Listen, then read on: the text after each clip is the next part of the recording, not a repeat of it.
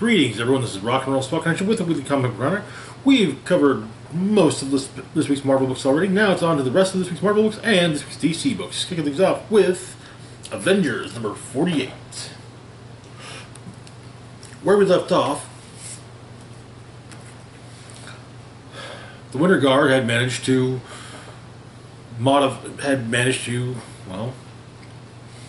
make She-Hulk into their own weapon. The Avengers tried to rescue her, but all they really ended up doing was freeing her.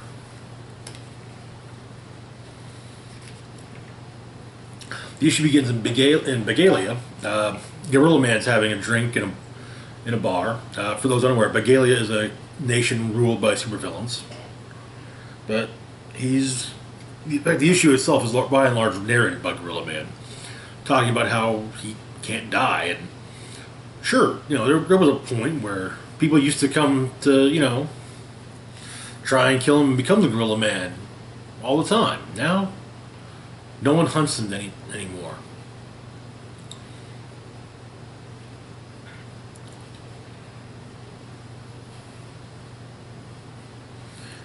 And he basically offers, tells the assembled villains in the bar, hey, you guys are the worst of the worst, so who wants to try and kill me? However, then the Winter Hulk arrives.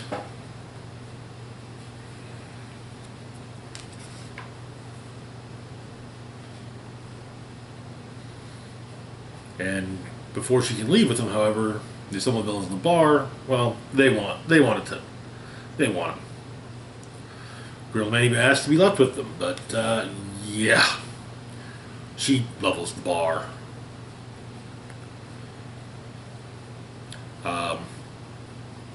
Gorilla Man tries to get through her, but doesn't seem like it's. Occasionally, it seems like it might be doing some good, but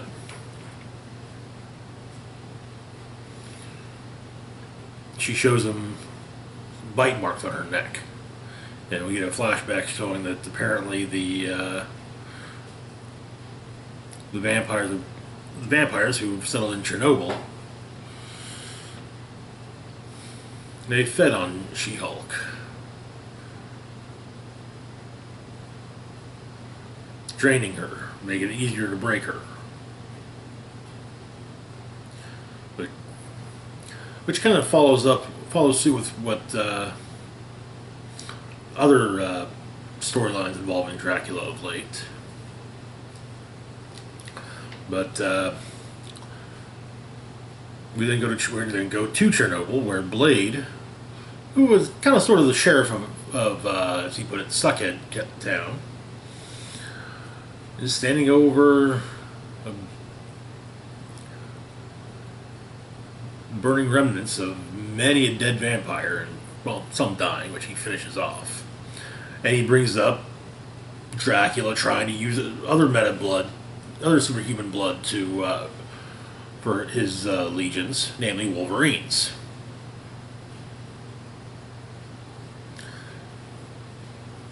And the way the infection in the Avengers Mountain is described as a necrotizing super pathogen, which leads Blade to thinking that potentially speaking, Avengers Mountain might end up becoming a vampire here soon. Echo's trying to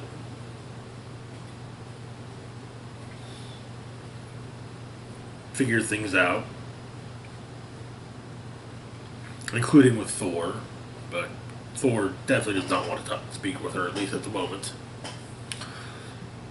In the Atlantic, it's known as the Atlantean Zone, the deadliest waters on the planet. Gorilla Man has rode himself and Winter Hulk out into the midst of it, and she dives into the water. And their rowboat is attacked by Atlanteans, and so he takes on the Atlanteans, but soon enough, Winter Hulk pulls them all down and deals with them underwater. Monkey Man.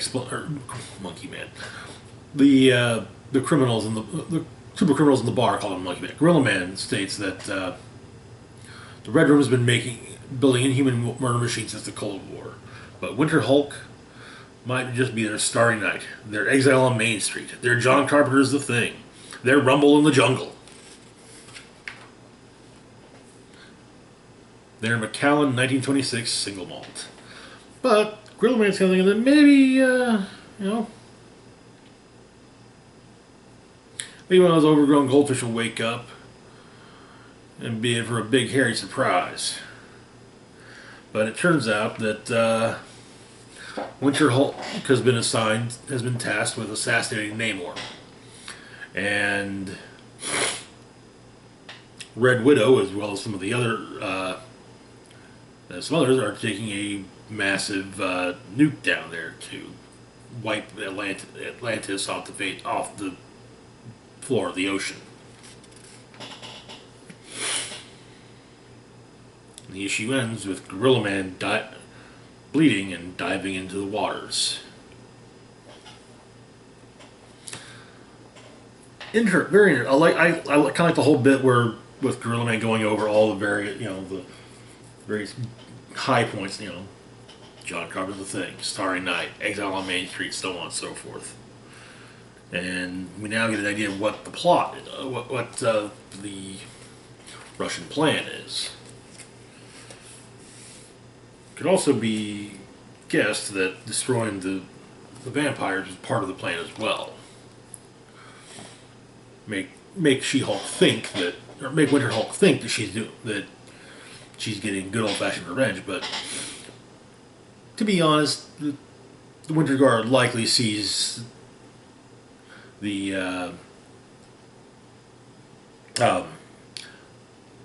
Winter Guard likely sees the Vampire Nation as a potential threat that is best dealt with sooner rather than later. Anyway, moving on to our next book, we've got Captain Marvel number 32. We're kicking off a brand new story arc.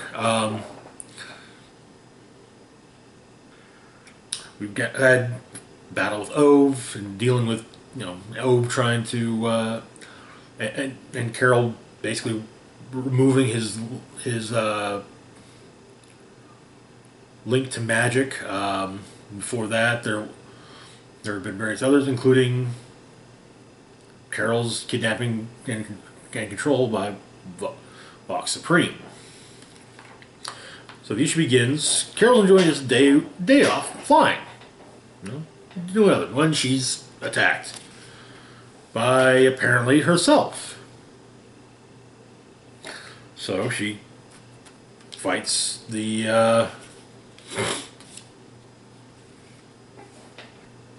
fights off the attacker, who has some similar tricks up her sleeve as Carol did, and Carol calls the vault. Turns out they have no record of Vox Supreme having ever been there. She takes down her attacker, uses the device to, basically unbrainwash her during the Vox Supreme affair, but it seems to have no effect. However, her attacker also has no pulse after the fight. So Carol takes her to Tony, explains what's happened, but they do what they can to remove the suit, and it turns out to be none other than Phyla Vell underneath. They get her on a ventilator, and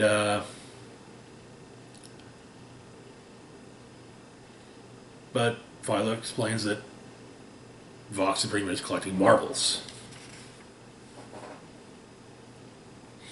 which would mean Phyla, Carol, Monica Rambeau, Novar, maybe even Miss Marvel.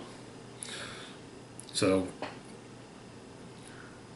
Carol tries to get in touch with Monica Rambeau, let her know what's going on, and then goes to try and save Miss Marvel, only to discover that four more similarly suited folks have shown up and seem to have defeated Miss Marvel. And that is where the issue ends. Good start. It'll be interesting to see who all else is involved. It's a good start to the story. It should make for a fun story overall. Anyway, moving on to the distinguished competition, we've got Batman, Fear State Alpha.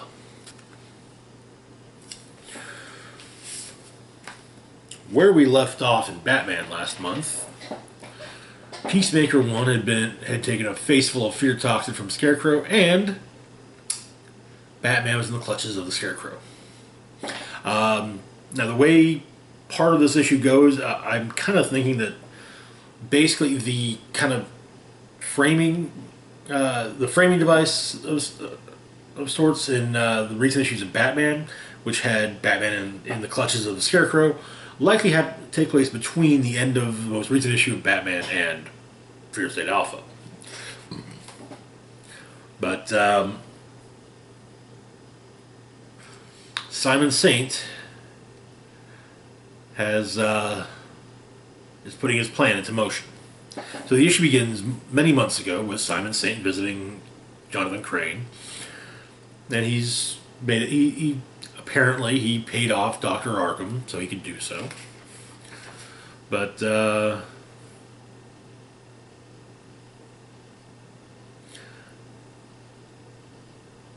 he explains that he's most interested about the Fear State theory. He wants to try it on Gotham.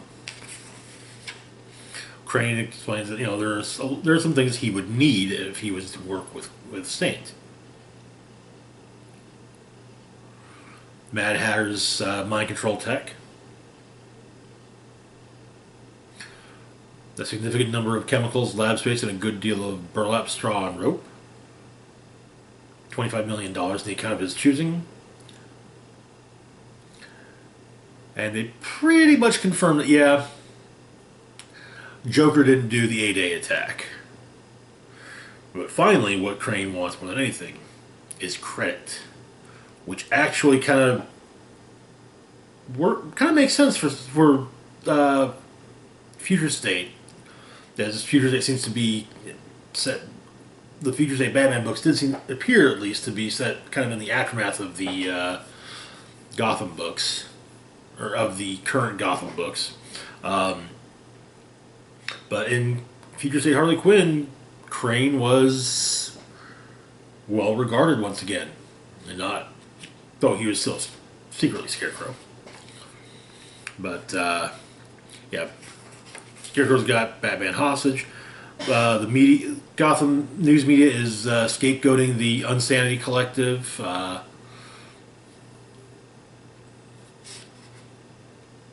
And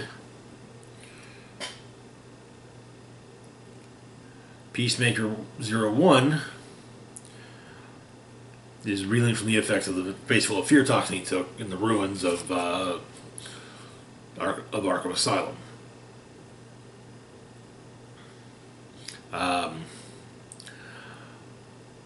Saint is trying to basically get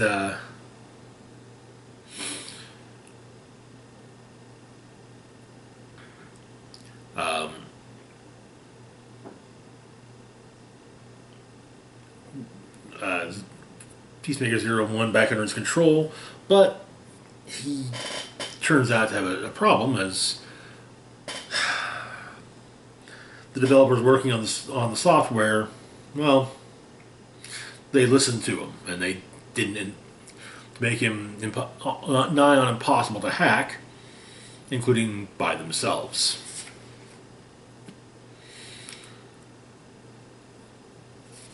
But Commissioner Montoya gets a hold of the mayor and is not happy with the fact that the magistrate has been given basically carte blanche in Gotham. Oracle puts out a message to the Bat family. However, the message that goes out is not the message Oracle intended to say.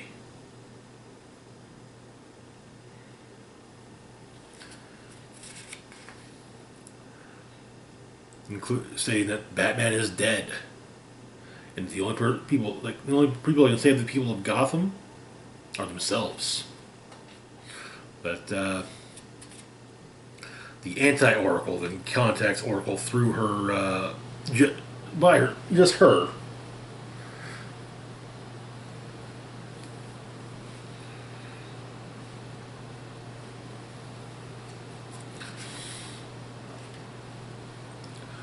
Stating that Gotham doesn't want her old truth; it wants the anti-Oracle's new truth. So they're going to give it to them,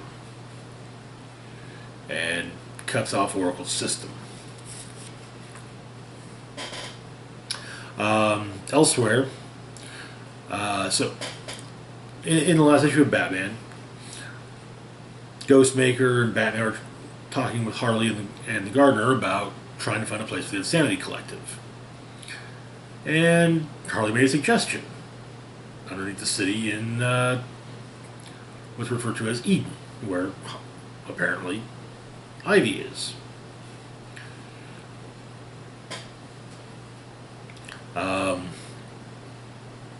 Miracle Molly and Master Wise have some disagreement about the future of things for the collective. But Wise does state that no matter what, he is not going to be he will not be weaponizing children.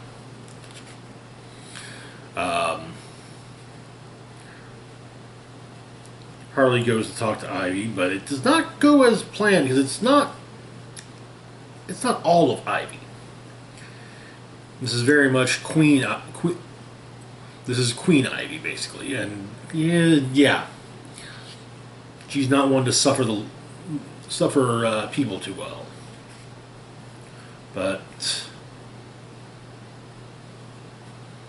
And Ghostmaker actually suggests to her that maybe Ivy could use some of her pheromones to stop everything that's going on in the city, but Ivy refuses.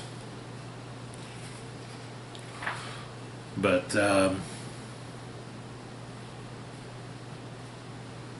to explain that basically Ivy's missing a part of her and they need to get it back. Which brings us to Alleytown, where Catwoman is talking with Ivy, the Ivy she rescued, who still seems to be a bit flighty, and it would stand a reason that she is in fact the missing part.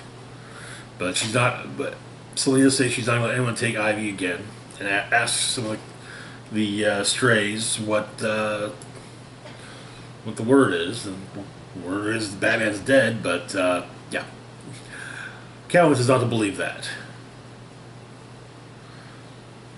One of the other strays explains that in the other end of Alleytown, there's talk the magistrate troops are marching in, here to bring peace to the neighborhood, but they're not armed for peace. Jace Fox reads about events on his phone, and just after he completed his bat suit, back with Batman and Scarecrow, Batman's able to get loose, but he's still reeling from the toxin, and that is where the issue ends. Good way of a good setup issue. Honestly, the issue is really just a ton of setup, getting all the various moving parts in place. The anti-Oracle stuff will be happening mostly in Nightwing. The stuff with with Ivy will likely be happening in Harley. Alleytown, Catwoman, Batman, as well as the Insanity Collective, Batman, and Detective Comics. There's going to be some additional one-shots as well. similar to the Batman Secret Files one-shots we've had over the past month or two. Anyway, moving on to our next book, we've got the Harley Quinn 2021 Annual. So, there was a new villain introduced in a recent issue named Keepsake. Yeah, he plays a part in this issue. So, the issue begins with Kevin and Solomon Grundy taking on Mr. Freeze. And Kevin explains that, Keepsake has taken Harley.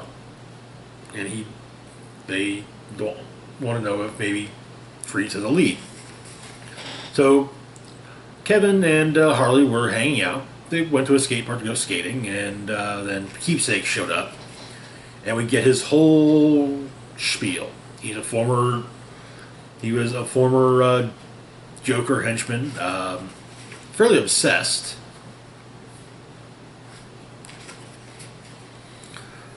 And Harley suggested that Joker fire him. So she apologizes. But he wants much more than an apology. He wants dinner. But so they go. She decides, fine, they'll do dinner at the most expensive restaurant Harley could find in Gotham. She shows up. Kevin also shows up disguised as a waiter, but yeah, his disguise doesn't fool Keepsake.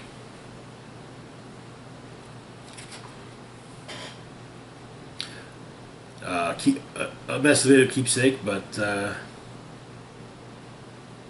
he uses what he calls Keepsake talks to knock out Harley and Kevin, and takes Kevin. So Kevin went to find someone who knew Harley and also knew the city inside and out, Grundy. First, they talked to the Penguin. Yeah, Keepsake worked for Penguin, stole one of his umbrellas, got fired when Penguin caught him trying on one of his hats. Freelancer that worked with Cheshire, always made creepy comments. A few too many juvenile jokes about her swords. Ran with Two-Face. Apparently it was impossible to work with, didn't take orders, tried to use Two-Face's name to get discounts at the bar.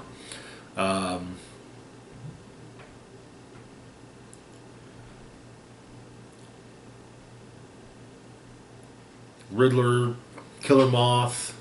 Yeah, none of that. The only one that has any. Most of them, the patrol say, ask Freeze. So that's why they went to Freeze. But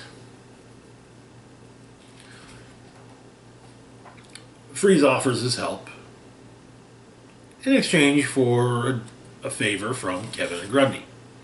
Turns out that Keepsake's got Harley at Ace Chemicals, having bought the place, and basically he's trying to make her remember she's a villain. That's all she'll ever be, just a villain. She thought, the heroes of Gotham aren't going to accept her as a heroine. Of course not. But she gets free, smacks him around a bit, but they both fall into a vat of what appears to be green chemicals. And while Keepsake manages to escape, Harley's wrapped in chains and sinks like a stone. But Grundy's able to get her out, and turns out it was just water dyed green.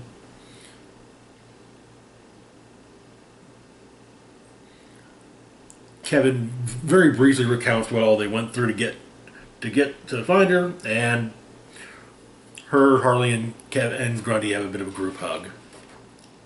And then Harley blows the place up again. Apparently, no matter how many times you blow up Ace Chemicals, or at least she blows up Ace Chemicals, it never gets old. We find out just what the deal is. Kevin and Grundy have to perform at Mr. Freeze's niece's birthday party. And Kevin sees himself back in clown makeup and starts to wonder if he's all that different from Keepsake, but Harley assures him that he is. Sure, they both work for the Joker. It doesn't mean that, they're the same person. Harley saying, she went ice skating once. Doesn't make her Michelle Pfeiffer. But in the end, she just kind of says, we fucked up. We know that we can't undo it. But the two of them, they got plenty to offer. Meanwhile, Keepsake is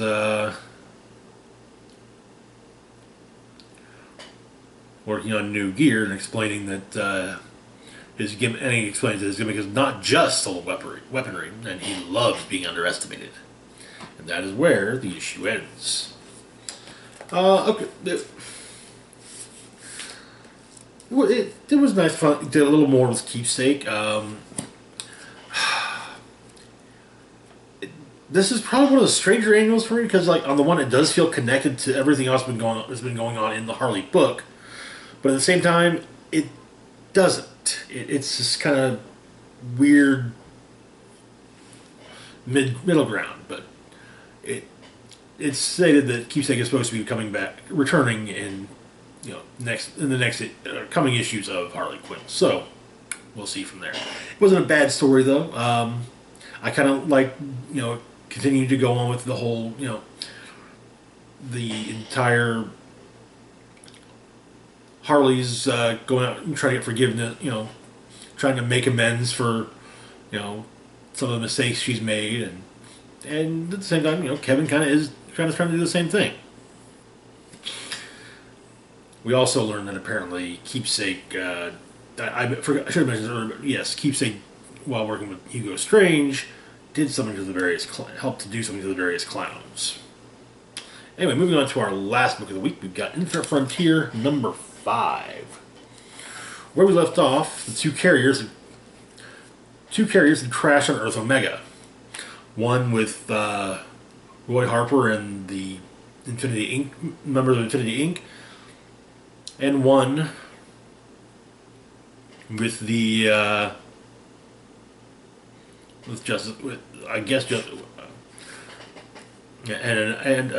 as well as another one. So the issue begins with Psycho Pirate explaining things. The multiverse is real. After the first crisis, he was locked away instead of being helped. But he kept explaining he comes from the original Earth 2, which is before the first big crisis. When the multiverse was recreated, his Earth 2 no longer existed, replaced by a brand new one.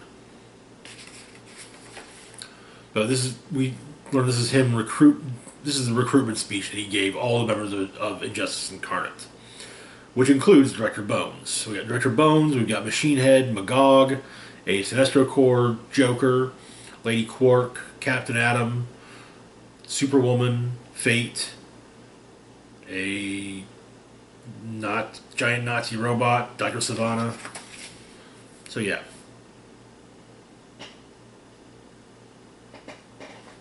But on Earth Omega, I'm trying to figure out what's going on, and Bones suggests that Chase is basically just sends them to die, and she's not happy with the fact she basically was used by Director Bones. Green Lantern and Obsidian show up, and he kind of explained that he made a deal with Darkseid, sacrificing up heroes with essence of the multiverse in them for protection, so to speak. But we finally get the Scott family reunion, and we learn that Extract is in fact none other than Cameron Chase from the original Earth 2. It also does appear that Leanne Harper is not on Earth Omega. But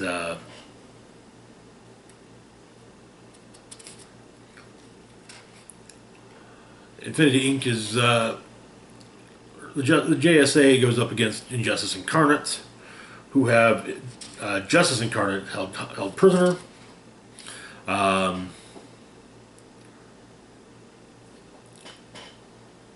Of course, we get big superhero fight. While we also learn that Barry is still being mind controlled by Psycho Pirate. President Superman is able to break free of the chains he's wrapped in. Fights Machine Head for a bit, but Machine Head, it turns out, has a chunk of Meta Knight powering his armor. And yes, Machine Head actually did kill Earth 22 Lex. And basically, turns out that Barry undoing the murder of his mother, which caused Flashpoint, caused ripples throughout the multiverse. One of those ripples hit Earth 8, making it darker, harder. And so,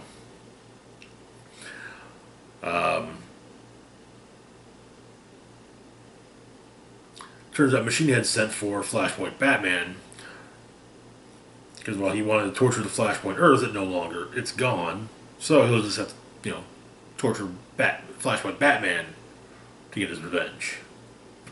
But strange, chains begin to wrap around everyone and everything, seemingly, basically explaining that Earth Omega is a prison planet, and so the chains are chaining up everything. That turns out the Black Lantern ring that Roy wields is not the normal Black Lantern ring. It is in fact the Omega Lantern ring. And so, but Roy goes full Black Lantern to free everyone.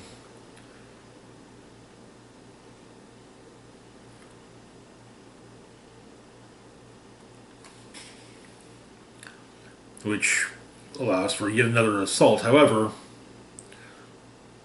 another player has entered. Darkseid.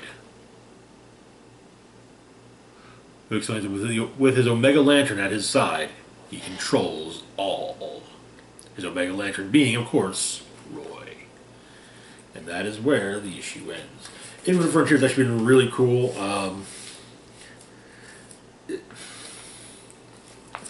I kind of like seeing events like this, but at the same time, it's mostly using characters that aren't really popping up anywhere else. So